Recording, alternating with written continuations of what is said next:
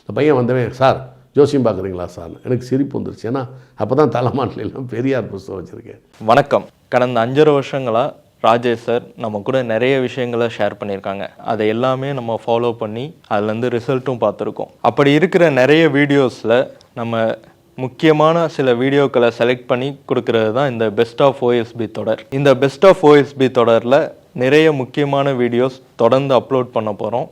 நன்றி. ஜோதிடத்தின் பரிணாம வளர்ச்சி ALP ஜோதிடம். ALPல படிங்க, உங்க வாழ்க்கை உங்க கையில. ஸ்ரீபோகரின் சுகாலியா rheumatoid arthritis, psoriatic arthritis, psoriasis முழுமையாக குணமாகிறது. தொடர்புக்கு 9994724123. அதிரடி கலெக்ஷன் சரவடி செலிப்ரேஷன் தி சென்னை சில்க்ஸின் தீபாவளி கொண்டாட்டம். ஓம் சரவண பவ நேயர்களுக்கு என்னுடைய வணக்கம். இந்த கைரேகை என்பது சீரியோ தான் உலகத்திலே மிகப்பெரிய ஆள். அந்த அவர் கைரேகையை படித்ததே நம்ம தஞ்சாவூர் சரஸ்வதி மகாலில் வந்து தான். நம்ம இங்கே பக்கத்தில் இருக்க தஞ்சாவூரை பார்க்குறது இல்லை, நம்ம மதிக்கிறதும் இல்லை, நம்ம என்னமோ பேசிகிட்டு இருக்கோம். ஆனால் அவர் வந்து சீரியோ அங்கே வந்து இந்த கைரேகையை படிச்சுட்டு போய் அவர் ரஸ்புட்டினையும் பார்த்தார், லெனினையும் பார்த்தார். அது ஒரு பெரிய சுவாரஸ்யமான கதை. லெனினை போய் பார்த்தார். எவ்வளோ பெரிய ஆள் பாருங்கள். லெனினை போய் பார்த்து 1915-16 போய் பார்த்தார். லெனினை பார்த்து லெனினுக்கு சிரிப்பு வந்துருச்சு. நான் உங்களுக்கு கைரேகை பார்க்கணுன்னு. அவர் சிரிச்சுக்கிட்டு சரி காமின்னு கைரேகை பார்த்துருக்காரு. பார்த்துட்டு நீங்கள் 1917 வருடம், அதாவது இன்னொரு 1 இயர் 1.5 வருஷம் கழிச்சு நவம்பர் மாதம் 7ஆம் தேதி நீங்கள் ஆட்சியை படிச்சிருவீங்க. நீ சொல்கிறதுல நம்பிக்கை இல்லை எனக்கு, ஆனால் அந்த இன்சிடெண்ட் எனக்கு சுவையாக இருக்கிறது, மக்களுக்கானது. நீங்கள் சொல்கிறது நடந்தால் அது எனக்கு சந்தோஷம்தான், ஆனால் அதில் எனக்கு நம்பிக்கை இல்லை. எனக்கு நீ சொல்கிறதுலேயும் எனக்கு நம்பிக்கை இல்லை அப்படின்ட்டார். சொல்லி முடிச்சிட்டார். அதுக்கப்புறம் ரஸ்புட்டின்ட்ட போனார். ரஸ்புட்டின் ஹீலிங் பவர் உள்ள ஆள். யாரையாவது தொட்டால் சுகமாயிடுவான். அதனால தான் பண்ணுற ஐக்கியத்தனத்தெல்லாம் சகிச்சுக்கிட்டு ஜார் மன்னர், அன்றைக்கு ரஷ்யாவை ஆண்டு கொண்ட ஜார் மன்னர் ரஸ்புட்டினை அரண்மனையில் வச்சுருந்தார். அவருடைய அயோக்கியத்தனத்தின் அவர் பண்ண அட்ராசிட்டிஸ் எல்லாம் இப்போ என்னால் சொல்ல முடியாது, அவ்வளோ அசிங்கமானது. இருந்தாலும் அவரை பொறுமையாக வச்சுருந்தாங்க. ஏன் வச்சுருந்தாங்கன்னா, இந்த மன்னனுடைய மகனுக்கு ஒரு ப்ளூ பிளட் இருந்துச்சு உடம்பில், ஒரு ப்ளூ ஃபீவர் மாதிரி ஏதோ வருமா அடிக்கடி. இப்போ ரஸ்புட்டின் போய் தொட்டால் சுகமாயிடும். இந்த மாதிரி ஒரு ஹீலிங் பவர் சில பேருக்கு இருக்கும். அது சாமியை வச்செல்லாம் அவர் மிரட்டவே இல்லை. அவர் தனக்குத்தானே தான் பெரிய ஆள் அப்படிங்கிற, நான் தொட்டேன்னா சுகமாகும், அவ்வளோதான். அதுக்கெல்லாம் இயேசுநாதர் அதெல்லாம் ஒன்றுமே சொல்லலை. அவர் சாமியை பற்றியெல்லாம் இழுக்கலை. அதனால் அவர் என்ன பண்ணிட்டார், எல்லாரையும் சுகப்படுத்திக்கிட்டு தான் ராணிகள்கிட்டெல்லாம் நிறையா மிஸ்பிஹேவ் பண்ணிகிட்டு இருந்தார். பொண்டாட்டி குயின் அந்த மாதிரி உள்ள பொண்ணுகள் அந்த புறங்கள் எல்லாம் போய் விளையாண்டுக்கிட்டு இருந்தார். அப்புறம் ஒரு நாள் என்ன பண்ணிருக்காரு, அட்ராசிட்டிஸ் தாங்க முடியலை. அந்த நேரத்தில் ரஸ்புட்டின் போய் இவர் நம்ம சீரியை போய் ரஸ்புட்டினை பார்த்துருக்காரு. கையை பார்த்துட்டு, என்ன 1916 நவம்பர் 7ஆம் தேதி வந்து நவம்பர் 7 ஒன்று வந்து விஷம் வச்சு கொள்ளுவாங்கய்யா, முதல்ல சாப்பாட்டில் தப்பிச்சிருவேன். அதுக்கு அடுத்தது வந்து ஒன்று துப்பாக்கியில் சுடுவாங்க, அதுலேயும் தப்பிச்சிருவேன். அப்புறம் ஒன்று அடித்து தூக்கி தண்ணிக்குள்ளே போடுவாங்க, பைக்காரா ஏரியா என்னமோ அதில் போடுவாங்க, அதுலேருந்து தப்பிப்பேன். அப்புறம் கல்லை கட்டி ஒன்றை போட்டு கொண்டுடுவாங்க.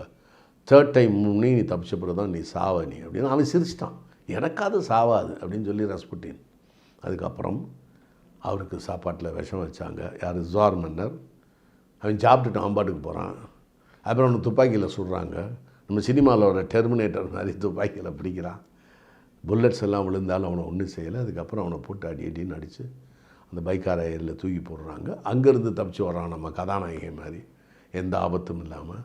மறுபடியும் அவரை வந்து கல்லில் கட்டி அடித்து கல் வச்சு கட்டி உள்ள தூக்கி போட்டு செத்து போகிறார். அப்போ இந்த விருந்து நடந்துக்கிட்டு இருக்கும்போது அவரை துப்பாக்கியில் சுட்டாங்கள்ல, விருந்து நடந்து சாகலைன்னு துப்பாக்கியில் சுட்டோன்னு. அப்போ அவர் என்ன சொன்னார்னா, யாரை, ஜார் மன்னரை பார்த்து, டேய் என்னை கொல்ல பார்க்குறீங்க, இப்போ நவம்பர் 7, இதே நவம்பர் 7 அடுத்த வருஷம் நீ ஆட்சியில் இருக்க மாட்ட அப்படின்னு சொன்னார். அதாவது சீரியோ சொன்னது லெனினுக்கு, சீரியோ சொன்னது ரஸ்புட்டினுக்கு, உன்னை வச்சு விஷம் வச்சு கொல்லுவாங்கன்னு.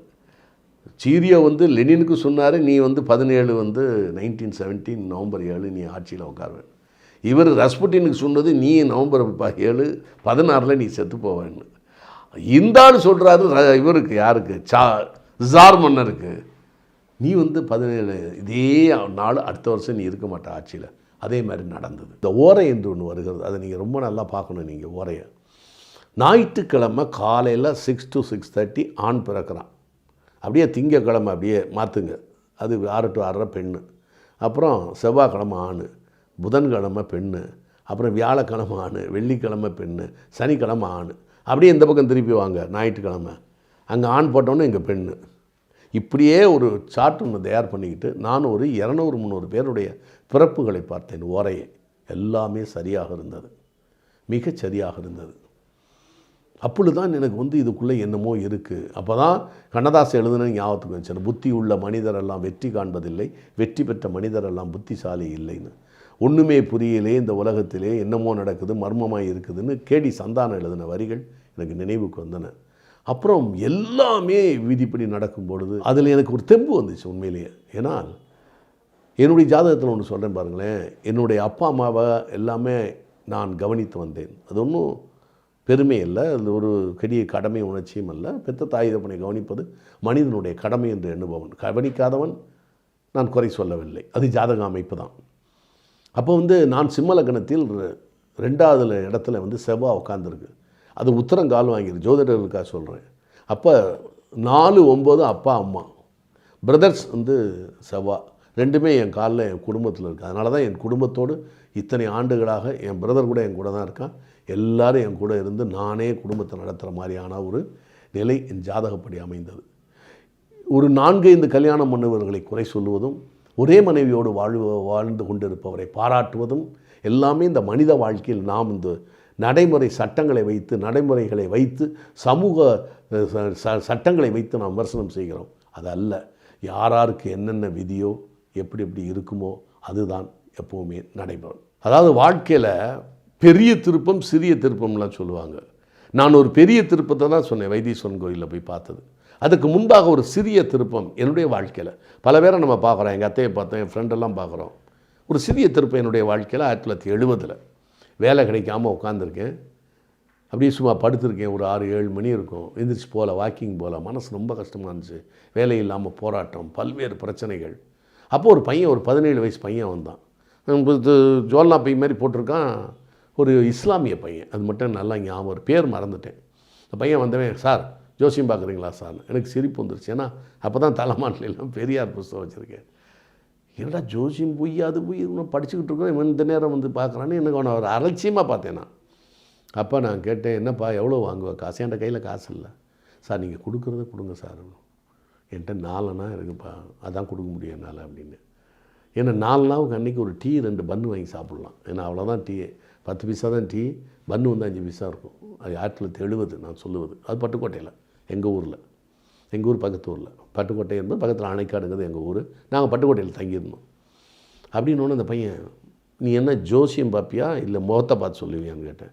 இல்லை சார் நான் கையை பார்த்து சொல்லுவேன். ஓஹோ, கை ஜோதிடரா அப்படின்னு. அங்கே ஓரளவு எனக்கு அந்த அவுட்லைன்லாம் தெரியும், கை ஜோதிடம், என் ஜோதிடம் அதெல்லாம். கை அப்படி நீட்டினேன். அங்கே பார்த்தவன், நீ சொல்கிறதெல்லாம் உண்மையான்னு கேட்டேன். சார் உங்கள் கடந்த கால வாழ்க்கையில் 2 இன்சிடென்ட் சொல்கிறேன், அதுக்கப்புறம் என்ன நம்புங்கன்னு சேலஞ்சு பண்ணான். அப்படின்னோடனே லேசாக படுத்திருந்தேன், லேசாக எழுந்திரிச்சு உட்காந்து கையை அப்படி நீட்டினேன். நீட்டினோன்னு அவன் சொன்னான், கையை பாட்டு, சார் 11வது வயசில் உங்கள் உடம்புல எலும்பு முறிஞ்சிருக்கா அப்படின்னா. ஷாக் ஆகிட்டேன். அடுத்து 12வது வயதில் தண்ணியில் கண்டம் இருந்து நீங்கள் காப்பாற்றப்பட்டீங்களா அப்படின்னு. ஒன்றுமே உடலை எந்திரிச்சு உட்காந்துட்டேன் அப்படி நேராக. ஏன்னா தம்பி சொல்கிற நீ, எப்படி தெரியும் உனக்குன்னு? தெரியும் சார், கையில் தெரியுது சார்ண்ணா. என்னடா கையில் தெரியுது? நம்ம கையில், நம்ம கடந்த கால வாழ்க்கை 12 வருஷத்துக்கு மேலே நடந்து போயிட்டு 10 வருஷத்துக்கு மேலே நடந்து எனக்கு எப்படி தெரியும்னு ஒன்றுமே புரியல எனக்கு. சரி மேற்கொண்டு சொல்லு அப்படின்னு. என்ன சார் சொல்லணும் அப்படின்னா, இந்த மாதிரி வந்து எனக்கு வந்து நான் ஒரு நினச்சிருக்கேன் மனசில், அது நடக்குமா அப்படின்னு சொல்லி. அதான் நான் வந்து ஒரு பெரிய நடிகரானும் நினச்சிருக்கேன் சார். அது நடக்கணும்னு சொன்னால் நீங்கள் ஒரு பூவை நினச்சிக்கோங்க அப்படின்னா. அந்த பூவை நான் சொல்லிட்டேன்னா நீங்கள் வாழ்க்கையில் அந்த இடத்துக்கு வருவீங்க, நீங்கள் நினச்சது நடக்கும் அப்படின்னா. சரி நம்ம இப்படி மல்லிகைப்பூ, ரோஜாப்பூ அந்த மாதிரிலாம் சொல்லக்கூடாது, மனோரஞ்சிதம்னு ஒரு பூவை ஞாபகம் வச்சுக்கணும் சொல்லிட்டு நான் மனோரஞ்சிதம் மனசில் வச்சுக்கிட்டேன். சொல்லுப்பா நான் மனசில் வச்சுக்கிட்டேன் ஒரு பூ அப்படின்னு. நீங்கள் நினச்ச பூ மனோரஞ்சிதமா சார் அப்படின்னா. அதிர்ச்சி, என்னப்பா அப்படி சொல்கிற அப்படின்னு. ஆமாம் சார் அப்படின்னா. அப்போ நான் நிறையா புக்கு படித்தேன். இந்த கடந்த அந்த 18 வயசுலேருந்து ரொம்ப படிச்சுக்கிட்டு இருக்கேன் மெட்ராஸ் வந்ததுலேருந்து. அப்போ இது வந்து இந்த மனசுக்குள்ளே திணிக்கிறதுன்னு சொல்லுவாங்க, மைண்ட் ரீடிங்னு சொல்லுவாங்க. அது மிட் பிரெயின் ஆக்டிவேஷனில் பெரிய அதாவது நெற்றிக்கண், அது லெஃப்ட் ரைட்டு மாற்றி மாற்றி நம்ம திங்க் பண்ணி அதை டெவலப் பண்ணலாம். மிட் பிரெயின் ஆக்டிவேஷன் அதோடைய ஹையஸ்ட் ஸ்டேஜ் வந்து அடுத்தவளை ரீட் பண்ணுறது, இல்லைன்னா இங்கேருந்து உள்ளே திணிக்கிறது. இது மாதிரி ESP நாராயணன் அவர்களையெல்லாம் நான் பார்த்துருக்கேன். அதை பற்றி நான் பின்னால் சொல்கிறேன். ஒருவேளை அப்படி எதுவும் திணிச்சிட்டானோ, இவன் தான் நம்மளை சொல்ல வச்சானோ மனோரஞ்சிதம் பூ, இல்லை நம்ம திங்க் பண்ணுறது அந்த பையனுக்கு எப்படி தெரியும் அப்படின்னு நினச்சேன் நான். சரி பரவாயில்லன்னு சொல்லிட்டு 4 நாள் கையில் கொடுத்துட்டேன். கொடுத்து ஒரு தெம்பு வந்துருச்சு. உடனே அந்த வாக்கிங்லாம் போயிட்டு குடிச்சிட்டு இருந்தேன். சரி நம்ம நிச்சயமாக நடிகர் ஆகும் அப்படிங்கிற மாதிரி.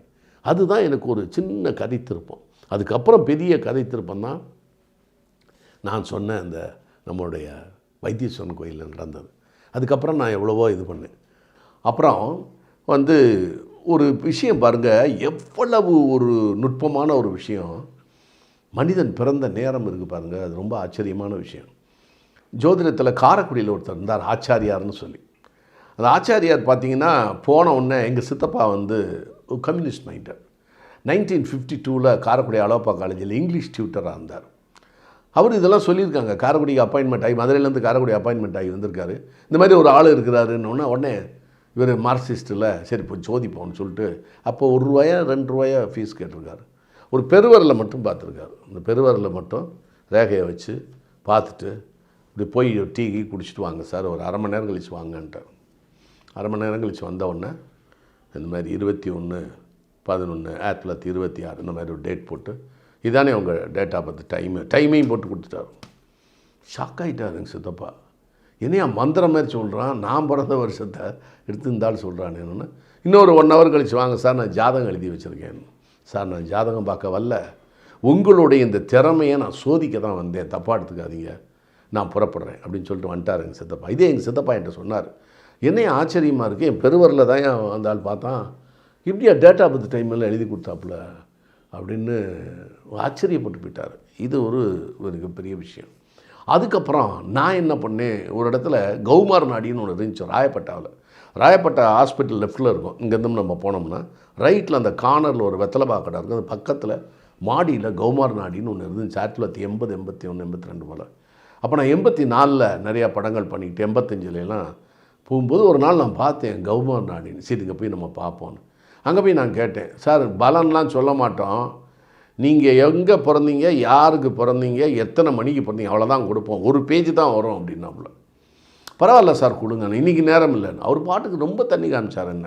அவர் என்ன நடிகர்னு சொல்லி அதையும் பார்க்கல, ஒரு சாதாரண ஒரு மனுஷனாகவே பார்க்கல. அவர் என்னடா இப்படி இருக்கார் அவருன்னு சொல்லி சரி நமக்கு வேண்டியது காரியம் அப்படின்னு சொல்லிட்டு நான் பேசாமல் வந்துட்டேன். இது 2-3 தடவை வரைஞ்சேன். அப்புறம் ஒரு நாள் பார்த்துட்டு ஒரு 10 வரி எழுதி கொடுத்தாரு. விரோதி ஆண்டு இந்த மாதிரி எங்கள் அப்பா அம்மா பேரை போட்டு மார்கழி திங்கள் பஞ்சத்தேதி செய்வாரம் வந்து போட்டு நாளிகை போட்டு கணக்கு போட்டார். சார் நாளிகை தெரியல எனக்கு, நீங்கள் சொல்லுங்கள். 10/3 பிறந்தீங்க சார் அப்படின்னார். இரவு 10/3 செவ்வாய்க்கிழமை. எங்கள் அப்பா 10/5 குறித்து வச்சுருந்தார். 10/5 குறித்து வச்சுருந்தார். எனக்கு 10/3 அவர் குறித்து கொடுத்தாரு. இதுதான் சார் நாளிகை. 10/3 எனக்கு ஆச்சு. 2 நிமிஷம் தான் வித்தியாசம். எங்கள் அப்பா கூட வாட்சி தப்பாக இருந்திருக்கலாம், இல்லை அங்கே உள்ள வாட்சியே தப்பாக இருக்கலாம். மன்னார்குடியில் தான் நான் பிறந்தேன், மன்னார்குடியில். அதனால் ஒரு வேளை இருக்கலாம்னு சொல்லிட்டு வந்துட்டேன் பேசாமல். சரி 10/3 அப்படின்னு சொல்லி. மோகன் சீனிவாசன் இங்கே ஒருத்தர் இருக்கிறார், என்னுடைய நண்பர். அவர் ஜோதிடத்தில் பெரிய ஆய்வு செஞ்சுட்ருக்கிறார். அவர் பாம்பே டெல்லியெல்லாம் ரொம்ப கனெக்ஷன் உள்ளவர்.